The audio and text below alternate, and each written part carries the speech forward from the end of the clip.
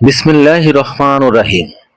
হযরত মুহাম্মদ সাল্লাল্লাহু আলাইহি সাল্লাম আনুমানিক 570 খ্রিস্টাব্দে মক্কা নগরীতে জন্মগ্রহণ করেন। তার পিতার নাম আব্দুল্লাহ এবং মাতার নাম আমিনা। মুহাম্মদের জন্মের পূর্বেই তার পিতা এবং 6 বছর বয়সে তার মাতা মৃত্যুবরণ করেন। এতে মুহাম্মদ পরবর্তী 2 বছর তার দাদা আব্দুল মুতালিবের কাছে লালিত পালিত হন। দাদার মৃত্যুর পরে তার চাচা আবু তালিবের আশ্রয়ে বড় হন। তিনি শৈশবে মেষপালক ছিলেন এবং পরবর্তীতে বাণিজ্য নিযুক্ত হন। তিনি 25 বছর বয়সে খাদিজাকে বিয়ে করেন।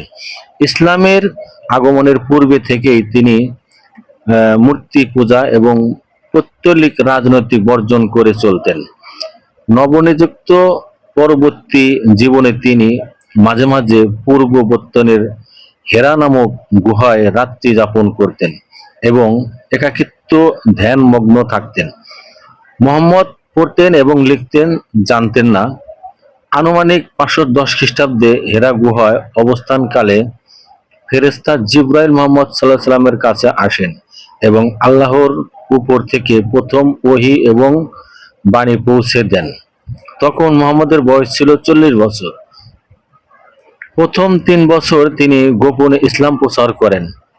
613 খ্রিস্টাব্দে মুহাম্মদ সর্বসক্ষে এইসব বাণী প্রচার করার শুরু করেন।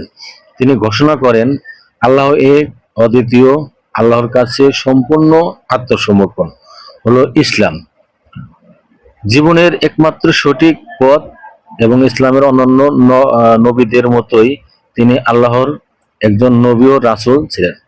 হযরত মুহাম্মদ সাল্লাল্লাহু আলাইহি সাল্লাম অনুসারীর সংখ্যা প্রথম দিকে খুবই কম ছিল। মক্কার বহিঃশৈবাদ কুরাইশদের পক্ষ থেকে তিনি 13 বছর ধরে নির্যাতনের শিকার হন। ক্রমাগত নিপীড়িত হাত থেকে বাঁচতে 615 খ্রিস্টাব্দে তার কিছু অনুসারী হয়। পরবর্তীতে 622 খ্রিস্টাব্দে কুরাইশ বংশের নেতৃত্ব তাকে হত্যার ষড়যন্ত্র করে তিনি ও তার অনুসারীরা মক্কা থেকে মদিনায় তৎকালীন ইয়াসরিব চলে যান।